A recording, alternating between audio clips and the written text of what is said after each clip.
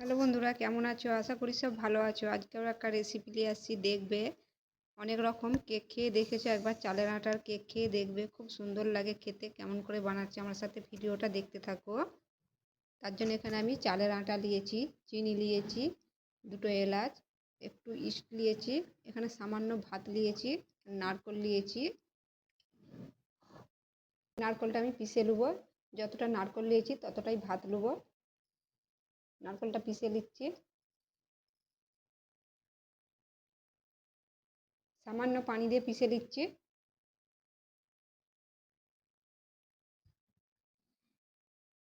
নারকেলটা পিষে নিয়েছি, একটা পাত্রে ঢেলে দিচ্ছি।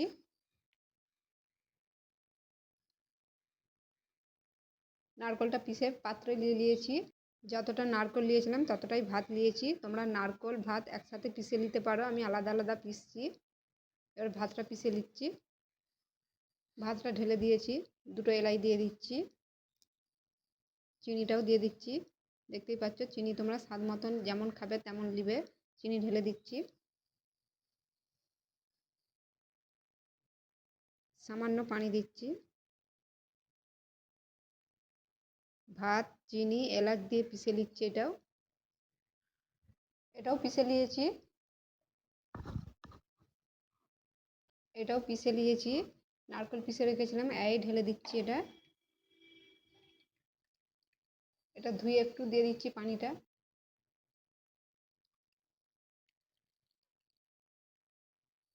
এবারে চালের আটাটা দিয়ে দিচ্ছি।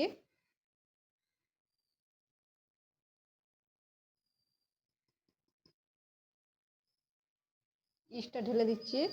বেশি ঢালবো নি, এরকম করে 2 চিমটে ঢালবো। এরকম করে দিয়ে বেশি দিলে গন্ধ ছাড়বে, এই জন্য 2 চিমটে দিতে হবে। 2 চিমটে আমি দিয়ে দিচ্ছি ইস্ট। দিয়ে এটা ভালো করে মিক্স করে নেবো।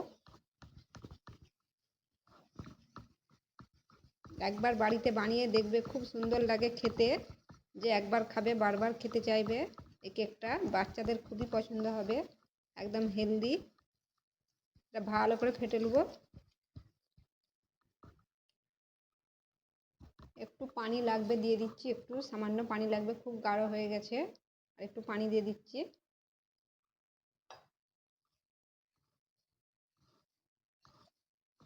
আমি যতটা নারকেল নিয়েছিলাম, ভাত নিয়েছিলাম, তার ডবল আটা নিয়েছি।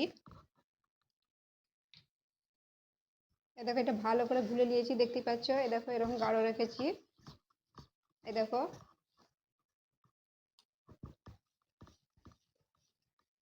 এটা এবারে 6 ঘন্টার জন্য রেস্টে রেখে দিচ্ছি, ঢাকা দিয়ে। এটা 6 ঘন্টা রেস্টে রেখেছিলাম, 6 ঘন্টা হয়ে গেছে। 6 ঘন্টার বেশিও রাখতে পারো। এই দেখো কত সুন্দর হয়ে গেছে। এটা একটু ভালো করে মেখে নিচ্ছি আর একবার। এটা 6 ঘন্টা রাখতে হবে কমসে কম। 6 ঘন্টার বেশি রাখলেও ক্ষতি নেই, কিন্তু 6 ঘন্টা রাখতেই হবে। এটা আর একটু ভালো করে ফেটে নিচ্ছি। ইস্টটা তোমরা একটু কম করেই দিবে, বেশি দিবে নি, বেশি দিলে গন্ধ ছাড়বে। আবারও বলছি, এই দেখো, এটা রেডি হয়ে গেছে। চলো তাহলে এটা ভাপিলি এবারে।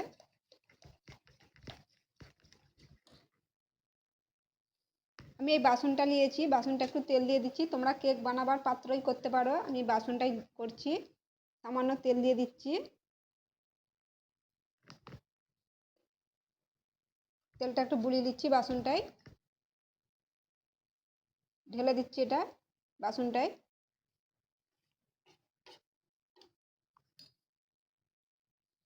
বাসনটায় ঢেলে দিয়েছি। এখানে একটা হাঁড়ি বস করে দিয়েছি, হাঁড়িটায় পানি দিয়ে দিচ্ছি। পানিটা একটু গরম করতে দিচ্ছি। পানিটা হালকা গরম হয়ে গেছে, আমি এটা দিয়ে দিয়েছি। পানিটা হালকা গরম হয়ে গেছে, এটা দিয়ে দিয়েছি। তোমাদের না যদি এরকম থাকে, তোমরা হাঁড়িতে পানি গরম করে দিতে পারো, দিয়ে বস করে দিতে পারো বাসনটা।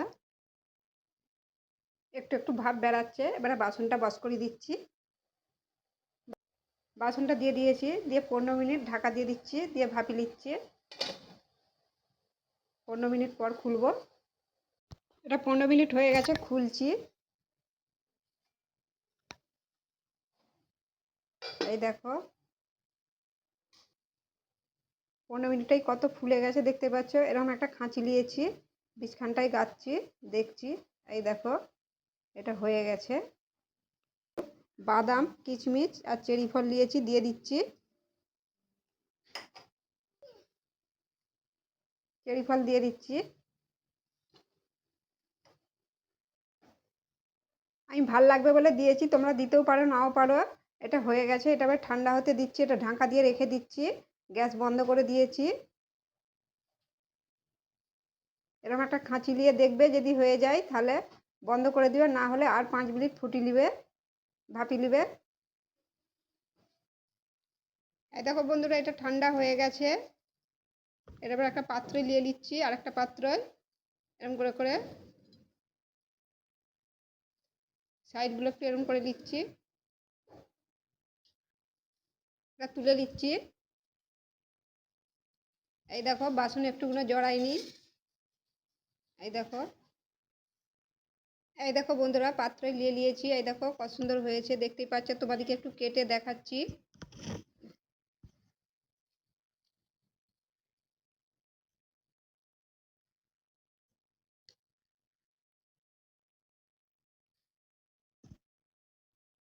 এই দেখো বন্ধুরা, এটা কেটে নিয়েছি। এই দেখো কত সুন্দর হয়েছে, দেখতেই পাচ্ছ। এই দেখো চালের আটার কেক, এরকম করে বানিয়ে দেখবে, খুব সুন্দর লাগে, ছোটদের খুব পছন্দ হবে। রেসিপি যদি ভালো লাগে লাইকও করে দিবে, শেয়ারও করে দিবে। আবার অন্য ভিডিওর সাথে দেখা হবে। সবাই ভালো থাকবে।